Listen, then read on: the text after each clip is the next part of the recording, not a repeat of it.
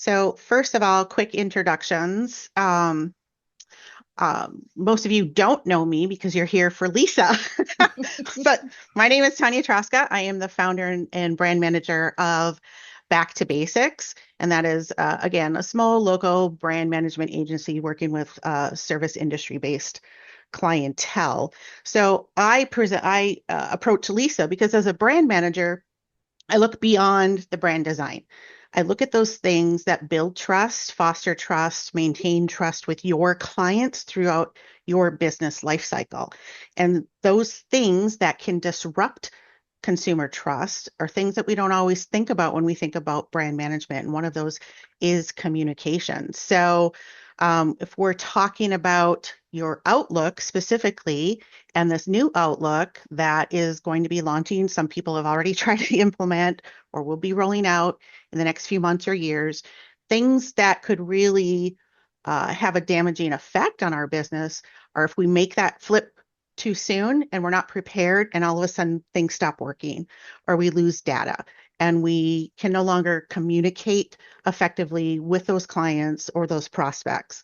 All of a sudden that makes a client or prospective client a little nervous about working with you. If they can't even communicate with you, why would they trust that you're going to be able to service them in any other capacity?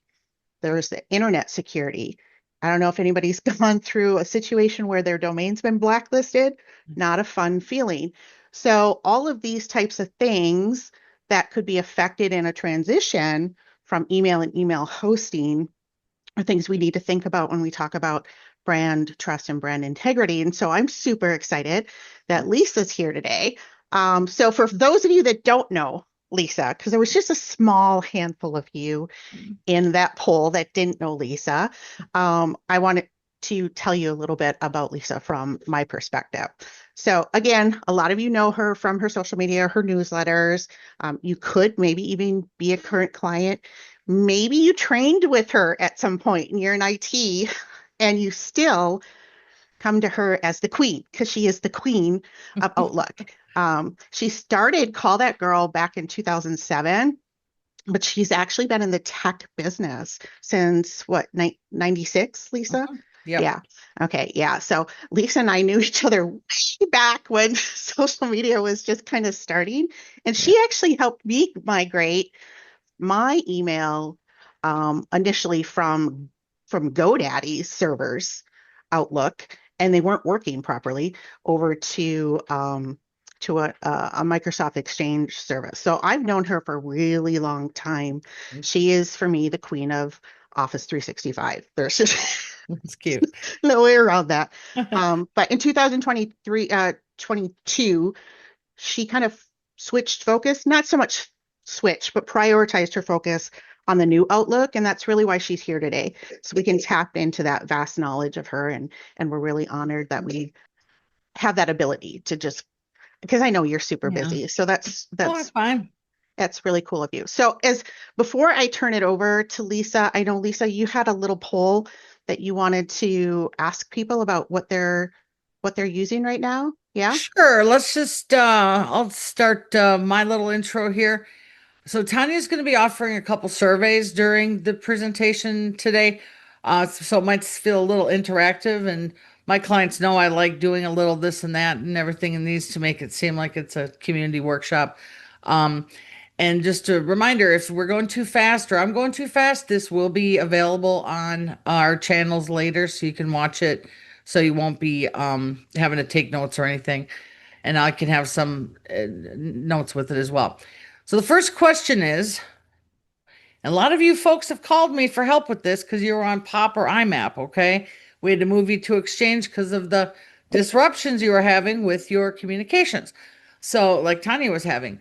So, the first question is, what type of email account do you have in your Outlook Classic? Now, if you're not sure, you can go up to Outlook, which most of you have your Outlook open right now, I bet, and go to File in the upper left corner. And then under File is account settings. And you can click on that again and you'll see all of your emails in Outlook. So some of you have Exchange, some have POP, some have IMAP. You should only have one of those three or maybe a Google Workspace option. So if you can just fill out the questionnaire, I can see the answers right now, so I can kind of get a feeling of read the room kind of temperature here. Okay. Yeah, Exchange is really popular because I moved a lot of my clients to Exchange. It was called a migration, and those are a lot of work if you went through one with me. It's we have a lot of phone work and security and all that stuff. So there, that's how that is. But I think I kind of got an idea here, Tanya. So for the people on Exchange, some of this maybe won't pertain to you because you're already on it and it's perfect for New Outlook. They're kind of like married. Outlook loves, Microsoft and it's their product. So, but this will affect the people with POP and IMAP. But now that I see the poll, I won't go heavy into the POP and IMAP stuff. But some things can just affect people on either one of those platforms. Okay. So, excuse me. So I'm going to get started here. Now, this affects anybody with Outlook. These are disruptions that folks are having all the time now. I'm getting all the help desk calls. Back in 22, when I was just starting to learn New Outlook, I got one call a month, maybe. I was handling very little. I didn't have enough people to learn from at that point, but now I'm handling New Outlook calls every day. It is every single day. Okay. So because Microsoft is putting it into our computers through updates, and I'm not going to say I'm putting it in, but they're forcing it down kind of in a way. So I'll talk about that right now so you can kind of be aware. These are current disruptions. I'm going to call it for anybody, whether you're on Exchange, Pop, or IMAP. So one day you might just reboot and you're going to see a new Outlook pop up and it wants you to log in and your classic Outlook is gone. Classic is the old version that we've used for many, many years. A lot of people don't know what to do, so they just start logging in and then they're like, oh, nothing's the same. They don't know what it is. At that point, if you see New Outlook pop up and you're not sure, you can just stop and call me and I can tell you what to do. Sometimes it's quick, sometimes it's not. But if your other one's totally gone, then that's a disruption because it has to get reconfigured most likely. Um, Sometimes when that new Outlook pops up because of a Windows update or just a reboot will allow it sometimes, it might actually remove all of your old data from Outlook Classic and we have to rebuild your profile, which some of you have gone through with me. It's a lot of work and there's nothing you can do about it. It's just kind of one of those things that Microsoft wants new Outlook for you and they take the other one out and the data. Um, and also sometimes if you just reboot your computer, it might just disappear out of the blue. I've seen that. And I've also noticed that if you reinstall Office or get a new computer and want to download it, especially Office 2024 does not include the classic download anymore for Outlook. So then you're like, I don't have a choice. It's just new Outlook. Microsoft is actually removing it from their products to install in the launcher. So then I have a link I use to go get the old classic back, and I can give that link to anybody. It's no big deal. But those are disruptions that cause you from not being able to communicate with your clients that day. And then you have to figure it out or call me or something. So the best thing you can do is prevent those problems is by doing what a lot of my clients are doing is they've gone to Exchange.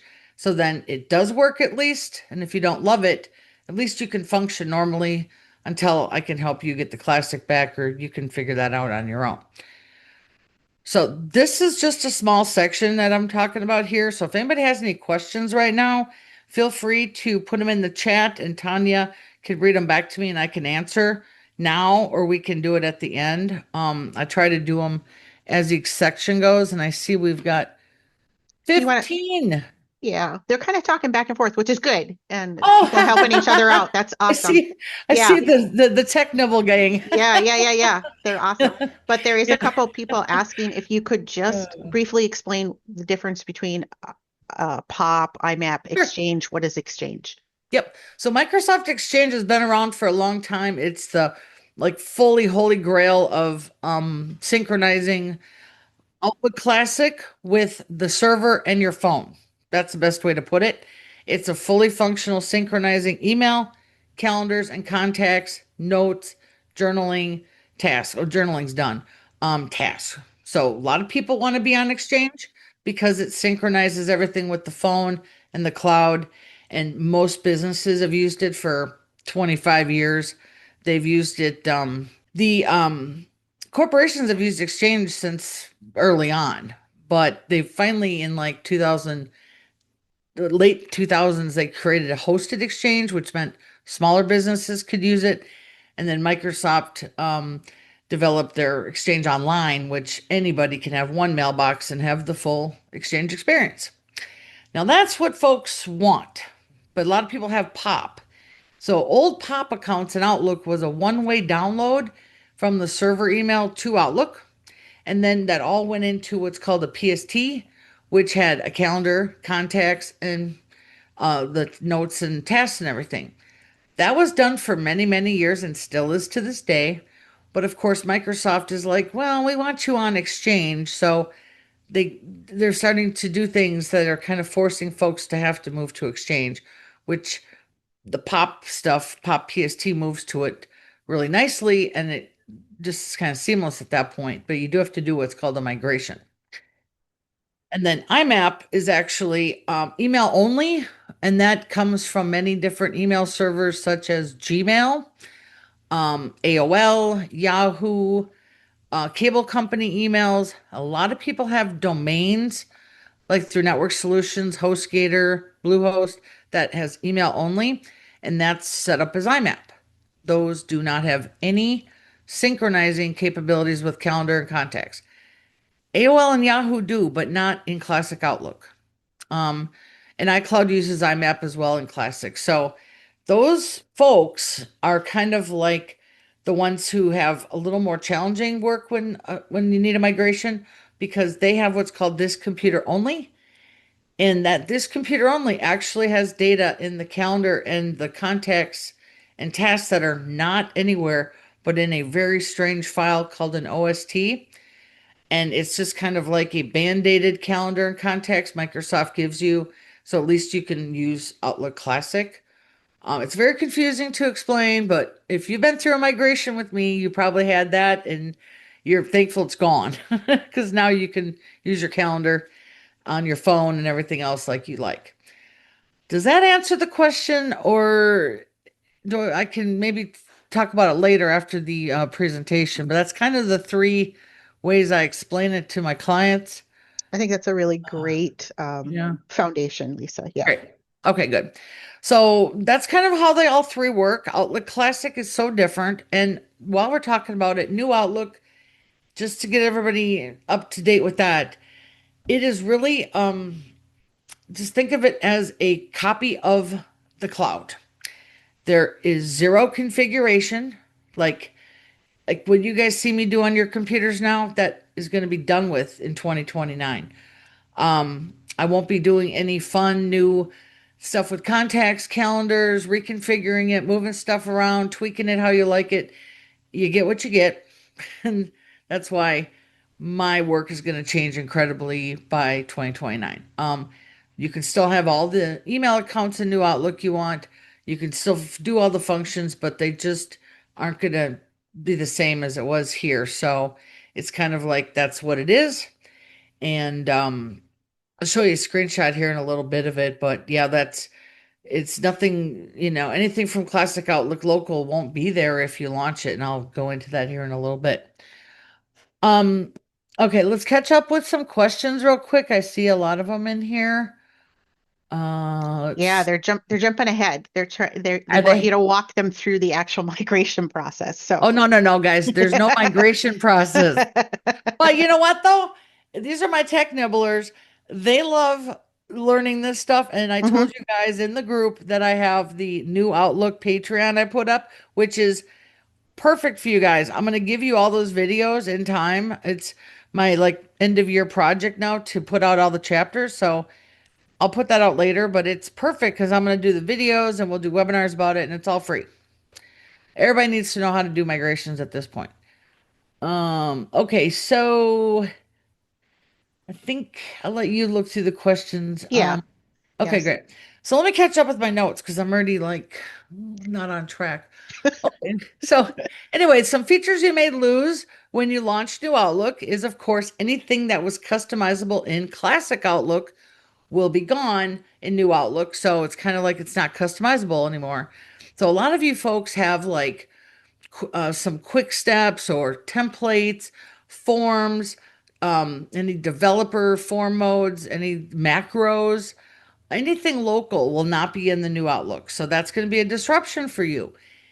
Third party apps, CRMs, all of that won't be functionable. So right now, if let's say you have a full setup going on and your work communications and everything, and you get the new Outlook launch, you're going to be like dead in the water.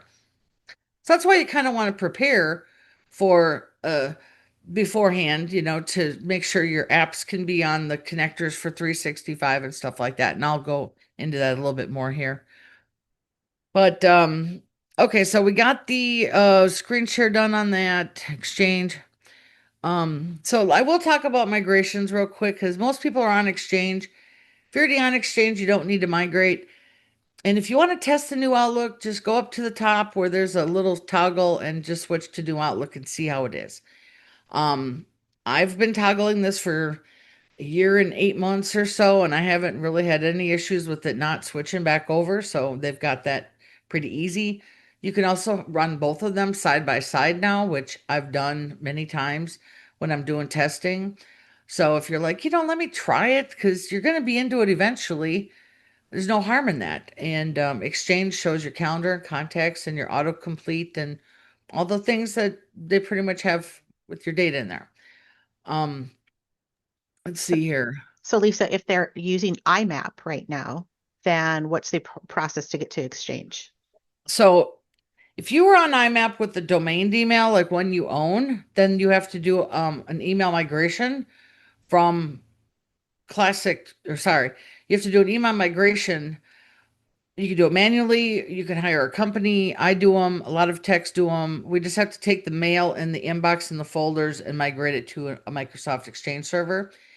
And then after that, because those calendars and contacts are local, you have to manually import and export them into the Exchange. That's in a nutshell what I do for migrations. But then the classic people have lots of other tweaks and things they want.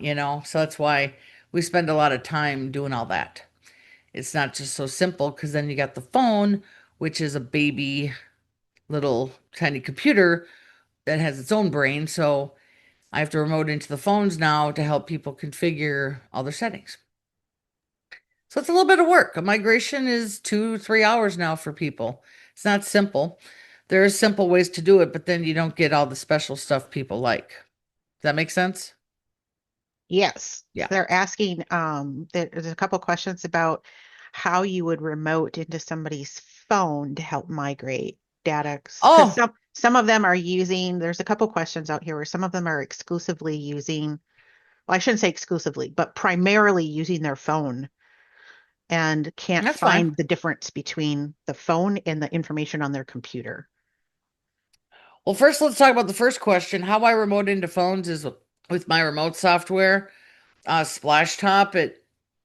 The subscription I have lets me, my users can download the app and then I can remote in, which has been super helpful in the past few months, because I can at least walk them through the settings. I know the iPhone and Android Outlook, email, all the settings like the back of my hand now, but it's easier if I remote into the phones to give them just, how a little faster what to click on. The iPhones are actually a lot more work than Androids because people have like 5 or 8 accounts and they all have contacts and calendar. So it's very confusing. What is the second part of that question, Tanya? So, if they had been primarily using their phone versus, but they had the desktop application, they're Yeah. seeing, some of them are seeing mismatched information Yeah. between the phone and the Yeah. desktop They and do. the new Outlook. And so Yep. how do you audit all Well, three of those resources? so I helped a client today that has a Gmail account, iCloud, Microsoft, and some other account. They had four, oh, it was a Yahoo. They had four emails in Outlook and they had four in their phone, but none of the contacts matched up. And one is because they didn't have the iCloud connector working on their desktop, so it didn't match their phone. Gmail natively doesn't sync contacts with Classic, so those were missing. Their other Outlook account, I think it was a bad import, so those numbers were off. And so that client and I are going to be working on what I call contact cleanup to get it into one database. After you're in one database, you shut off the contacts on all the phones, so there's no more, you don't use that on the phone anymore. Does that make sense? Yes, but it'll still sync under the new database. With New Outlook, Yeah. interesting. New Outlook lets every single account independently open in New Outlook, and there's no sync in between them though.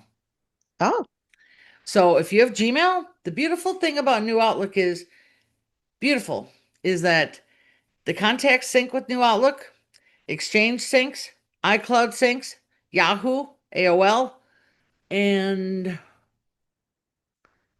think and Google Workspace. So you can have New Outlook with 10 different accounts in there, and they all have their own contacts database. To get them to be seamless into one, you have to pick one and then do the cleanup work. Most people want one database for their contacts because of their phones. yeah. Yeah. Yeah. So yeah, that's more cleanup work, contact work. I do that work all the time. Last week I did 5 jobs. Good grief. So it's a lot. So we kind of skipped a little around a little bit here because I know my techs love teching out. Hmm. So we can do a whole webinar with them.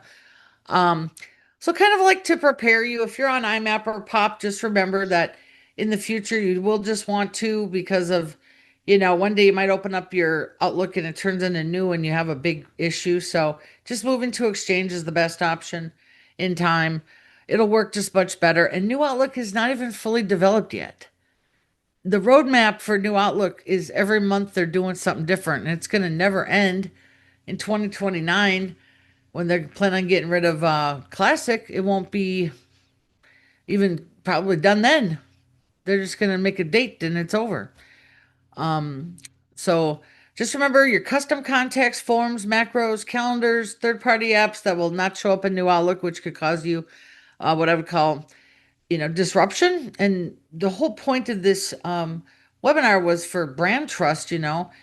Outlook is people's main communication, and if people's Outlook don't work, they can't function because everything they do is on the computer. So that's why we're just saying that everything's with your brand there and Yeah. everything.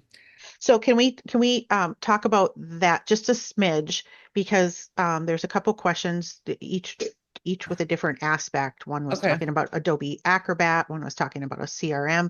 So on Classic right now, you talked about these plugins. There's a lot of Yes. plugins that help them operate their businesses, like Yep. AutoSync to their CRM, or in Ken's case, it automatically created a PDF for him. Yeah. So are we saying none of that in this initial phase of new Outlook? None of that is going to work on new They Outlook? all, so all the big companies like Zoom and Teams and Adobe and HubSpot, Salesforce, the big ones are going to have a new connector Okay. for it. So they're called apps now instead of plugins.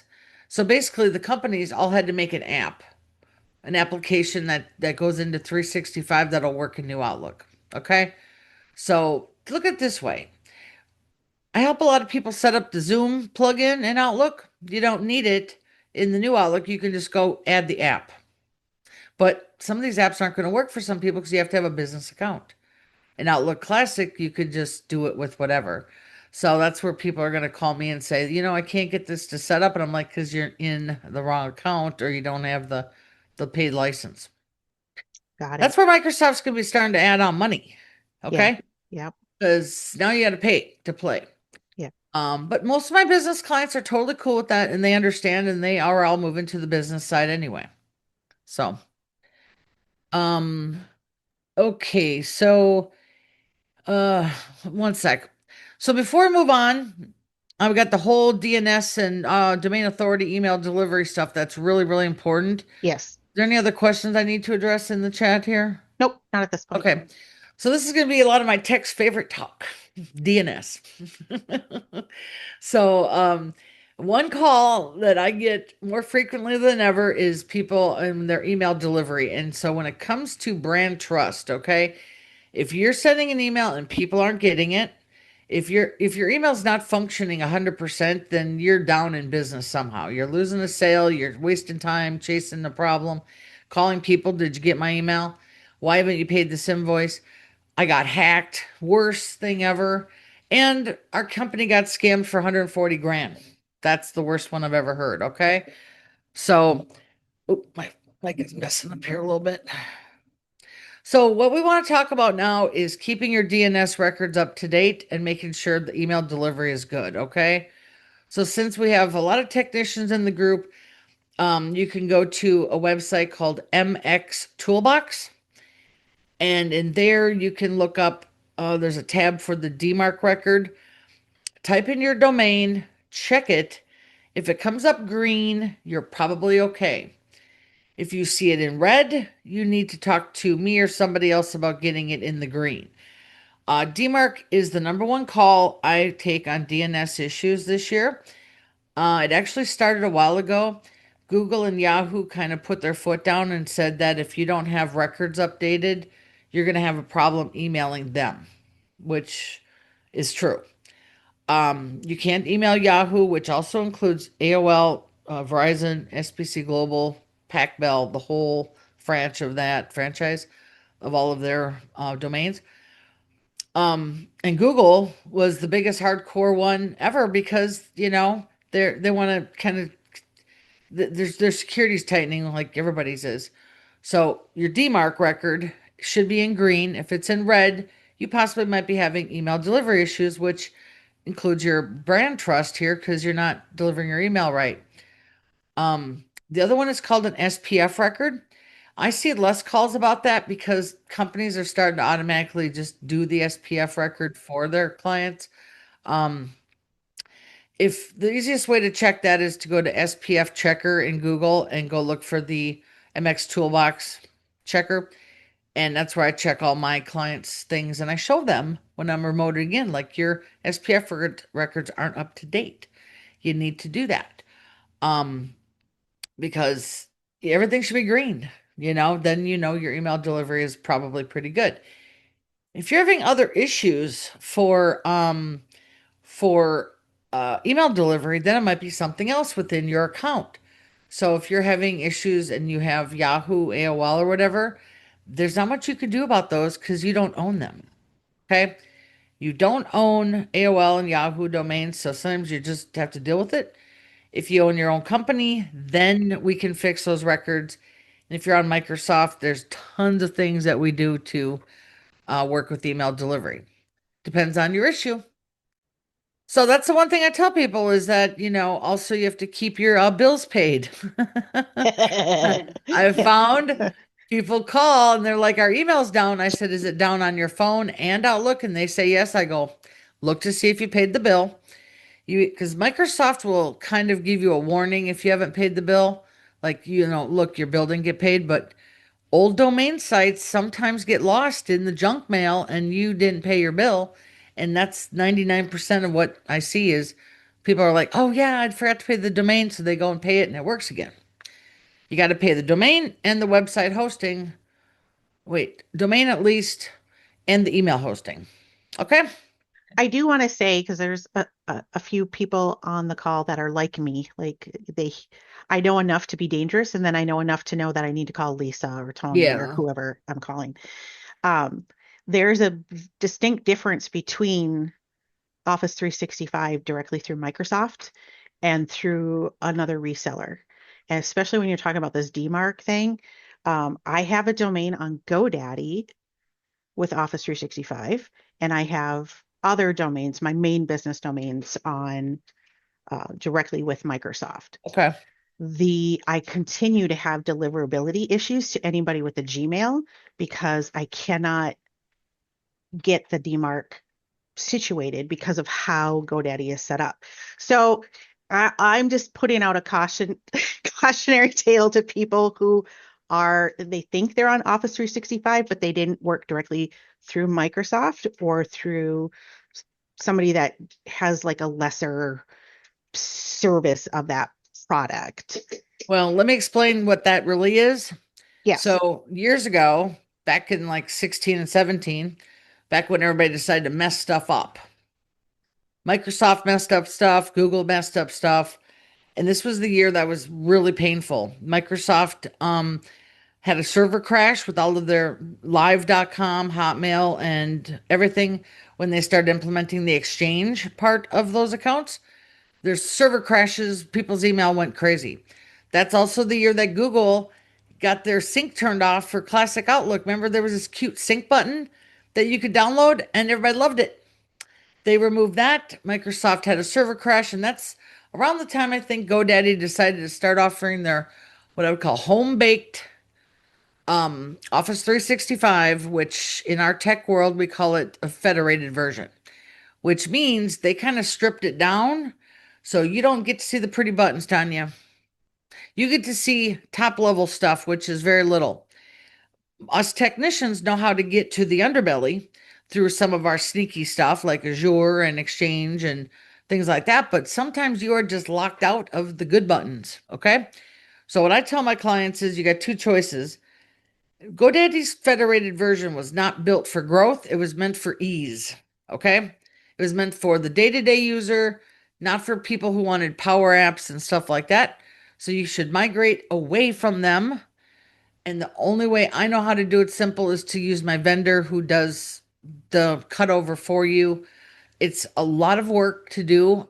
Some of my tech buddies know the more simple way. I opted to not learn that because I help people without them being regular clients all the time. So they go from GoDaddy to my vendor, and my vendor will do it. And it takes about 45 minutes to cut over, and then they're free of GoDaddy, and then they can have their own administrative rights to all the fun buttons.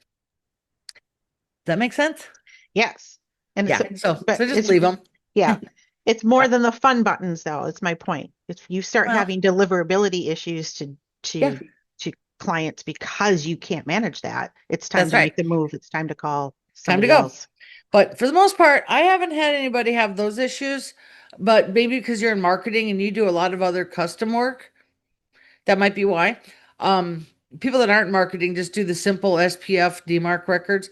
But you're like me, I have custom SPF records because I do a lot of marketing. So Yeah. my SPF is super long, and you can go Yeah. online and look at it. It's got lots of colons and semicolons, okay? Uh, Mine's like this long. Um, so anyway, another thing that you want to do as part of security is besides having your DNS like up to date, is you also want to with Microsoft 365 is have your global administrative account available, logged in, tested with security. A lot of people don't know this. That is called, I think in our tech world, the break glass account. And typically that is for people who get locked out of their main email account. They can log in with their backdoor global admin break glass account and still get to the administrative to go help their other account. Because if, and you can't do that with GoDaddy. Um, so let's just say, people are like, yeah, I'm locked out, Lisa. I'm like, where's your break glass admin account? They're like, I don't have one. Then we have to go and do other work and call Microsoft, which could take a long time. And it's really you can actually lose your account access to the point you have to get the data protection team involved. Okay. And that is painful. And you are definitely down with work and you cannot use that email at all. So my clients have had to go create new tenants just so they can email and do continue work while their account gets out of data protection mode. So that's one of the things I help clients with all the time. But since I don't help everybody constantly, it's hard for me to do with every single client. But I recommend if you don't have one, you get it done because then you have a safety net. Okay. Um, Next up is security and MFA. Every single email account, 365, Google, doing everything is all updating their security now. I think I just saw a new Microsoft security thing happen the other day. I don't recall exactly, but I remember just saying my mind is blowing. They've got this thing so tight that people can't even get in themselves, okay? And whatever. So, a good thing to do is sometimes go to a fresh incognito browser and log in and test it to make sure that you use your current password, your your multi-factor authentication app pops up, gives you the code. It looks like it's good. And then just make sure that you see your break glass account in the Microsoft side. Then you kind of feel like if you have a disruption or whatever, at least you can get in, okay? Because hacking, phishing scams, they happen really quickly. You don't even know what's going on sometimes. That's how my clients get hacked and they call me for help. Um, Also, Microsoft will update their security often. So a lot of times you're doing something, you have to go log in somewhere, and then you're in this loop of what's going on. Many of my clients also get new phones, and their old phone has the app, so you got to move it over, and it's a big hassle. That's more disruptions. Um, but as for New Outlook, typically when you launch New Outlook out of Classic, what happens is it just launches. It doesn't ask for security because it's already signed in. But I've seen it myself happen where there's only one account in there and I had to go in and add each one. And each one, when you add it in New Outlook, you either have to put in the password, the authenticator code, or with Google, you have to make sure your Chrome is your default browser. Then you have to log into it in the browser to allow it in. Doesn't use the phone at all. So it's very confusing. Um, but that's one thing people will see disruptions is they don't have passwords and they don't have them written down. They're not current. And then we spend 20 minutes resetting it and redoing the authenticator, and it's a lot of work. But the security is going to never stop. And plus, hackers are getting in now through phones and cookies. They are getting really quick. People have called me that have been hacked that had their passwords reset, authentication on, and lo and behold, they still got hacked because the hackers are getting in through back doors now. Um, Also, Yahoo and AOL they're also changing their authentication. They last time I tested it, you had to log in through in New Outlook, you had to log in to the website to get that set up. In Outlook Classic, they use the app passwords, and that is probably going to be going away with New Outlook as well. But the one thing I do like that works in both Outlook Classic and New Outlook is you can hit the report phishing emails, which, by the way, you might think is never going to do anything. My junk mail months later is finally more contained down. Okay, it took a while, but I'm seeing less and less junk mail now. But I reported every single thing for a very long time because I'm a good user like that. Okay, so now we're down to just managing the timeline questions.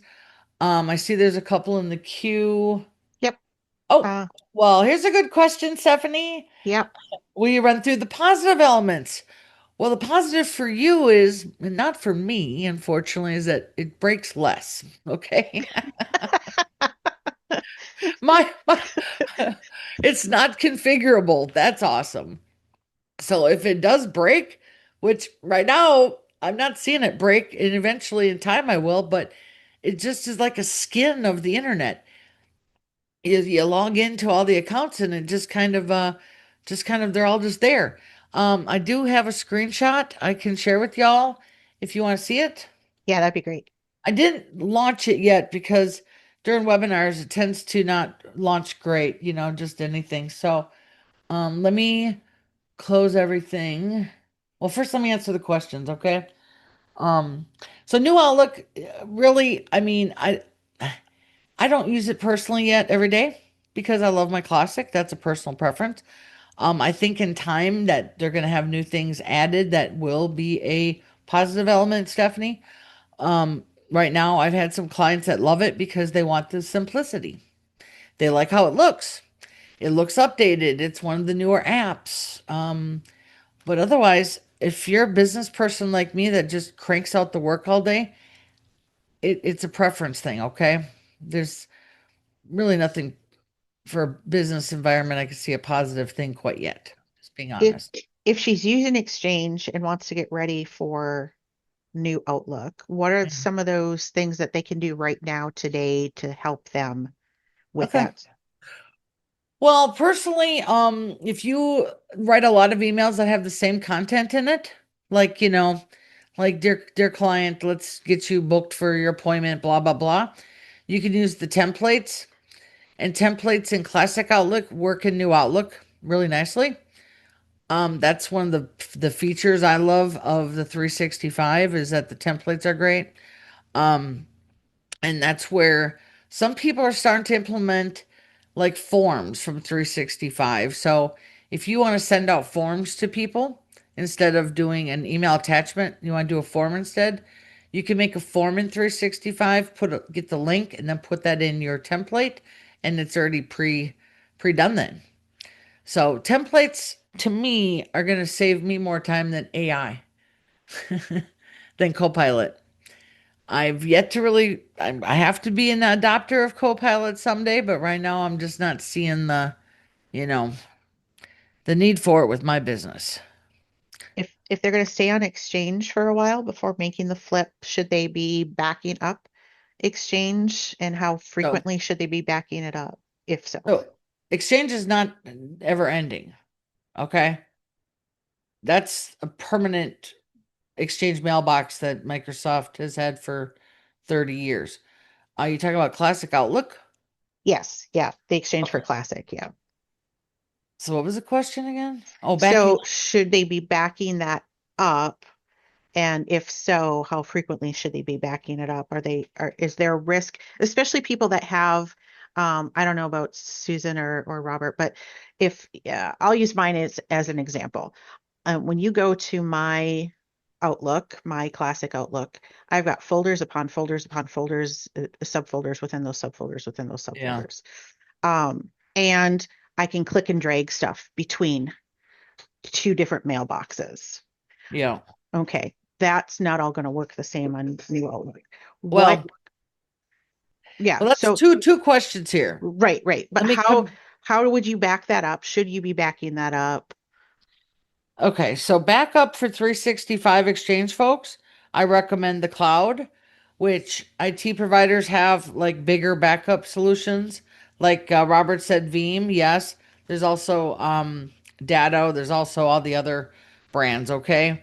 If you're a solo person like me and a few people in the webinar here, you can use Cloud Alley. They are independent, but they are owned by Zix, but you can buy it off the shelf, which means anybody can go and register and set it up and do it. It's $3 a month. That is to me the best one for any business. To be fair, I'm not a fan of the company that owns Cloud Alley, but I still like the product and I've still, helped clients use it because that's the only one I could find where it allows you to set it up in 10 minutes, pay the $3 a month, and it's backing everything up in 365. Okay. Otherwise, if you want to back up your exchange through New Outlook, that is the only way I can think of. But New Outlook is allowing you to now export, but it's not done yet. Okay, it's not fully developed. It doesn't export that great. In time, it will, like in the next few months. If you're in Classic Outlook, the only way to back up Exchange is to make a full export of it to the computer, and then it's in a PST file. Yeah. That was Susan's question. She's backing up or exporting to a PST file. But That's perfect, Susan. Yeah. That's what you should be doing because unless you decide to do a cloud, because Exchange, the file it uses in the back of the computer, what I call in the back is an OST file. You can't take that and do anything with it. You can't import that. You can't export it. It's just like a file that's non-touchable. Okay. And Carbonite won't back that up. But you could try, but if you have to recover it, it's still a big recovery job. Okay. so does that PST file, is that used to then pull that data into the new Outlook, or is that not No, no. translatable? It's not No, and translatable. I Okay. think just to let you guys know that we're getting a little off track with Hmm. the tech talk stuff and which I understand why, but we could have a whole nother webinar about the technical side of it because and we will. We will. It's just not today. But backing up with 365 should be done through a provider. Just Okay. my opinion, yeah. Okay. And you got to pay for it because guess what? We pay for everything now. Goodbye free days. Ain't that the truth? But anyway, so here's kind of to close it up. The timeline is 2029. That classic will be classic Outlook will be decommissioned. Now, will Microsoft backtrack and say it'll be 2030? Maybe. Either way, I just am preparing for the end of it and helping people learn it. Some folks know this. I've been working on the new Outlook hardcore since 22, and I got a nomination to be a Microsoft MVP, and I'm trying to submit it. And of course, the submit button won't work. Oh boy. I've had 2 days of submit, and now I'm sending them screenshots of the developer mode so I can show them what the errors are. And if that's not stressful after a month of putting together all the questions, but I am on track for learning this all. I'm enjoying it because I love digging into projects, but it's up to the clients to do what I recommend because of their experience they want to have. Okay. And Robert, yeah, it's Cloud Alley, ALLY. So cloudally.com. I did a webinar for them years ago on how to back up so you can actually see it on my YouTube. It's super easy. And I really enjoyed working with them on that project. It's just things changed. They got bought out, and then this company bought out everybody, and they went big business. And I'm just not a fan of the big parent company anymore, but I still use their products. Okay, so anyway, if you are an IT person and you're just learning all this, remember, I can give you my Patreon. It's where I'm writing the new book. And it's, you guys all know I've written books before, which is really fun to do. And you've got some great insights. Yeah, and I've written 11, no, I think 12 books now. Okay. I've written 12 books, so I'll put this in the chat. So Perfect. this one is free for people to read, but I'm actually asking people to join it just to kind of show that I have people, joining. Yeah. I won't charge, but it's just free to read it. But I'm doing I think 12 to 15 chapters, and then once I start hitting the videos, Mhm. those are going to be probably more like webinar based, so I can answer questions because the techs will always find a question out of a simple thing because their brains are stirring. What about? Um, and then for the clients, in here, looks like I've got a lot more clients in this session. You guys know how I work. I do a little onboarding assessment, tell you your options. Here's what you should do because you like this or that. I've already migrated probably half of these people to Exchange. And just for those folks, New Outlook is coming. Won't hurt you to try it and see if you like it because some people do like it. And if you're like, I'm going to ride or die to the end, then you ride or die to the end with me. And then also, just for a little fun, I have my New Outlook resource guide that's on my website. It has all my New Outlook content. And this is a great, put that in the chat too. That has all of my blogs I've written since last year. I've got 40 some up, maybe 50 now. Wow. All New Outlook. Yep. And that's really been good. And then yeah, it's kind of like all the marketing was funny is all my call that girl marketing just kind of went away and New Outlook replaced it. And I was like, I guess I can't even do old anymore because there's no point. It's all about this now. It's all about this. Well, Yes. we're so glad that you're out there testing it though. I love it. I For was those of built us for that aren't as, this. yes, for those of us that aren't as adventurous. You should see me last summer when I was starting to go into the rabbit hole of how to import a PST. Oh boy. Really, that video was just about how to get over to New Outlook. And after that, I was like, I'm going to start all these sessions of stuff. And it just kind of caused me to be like, I've got a lot to do.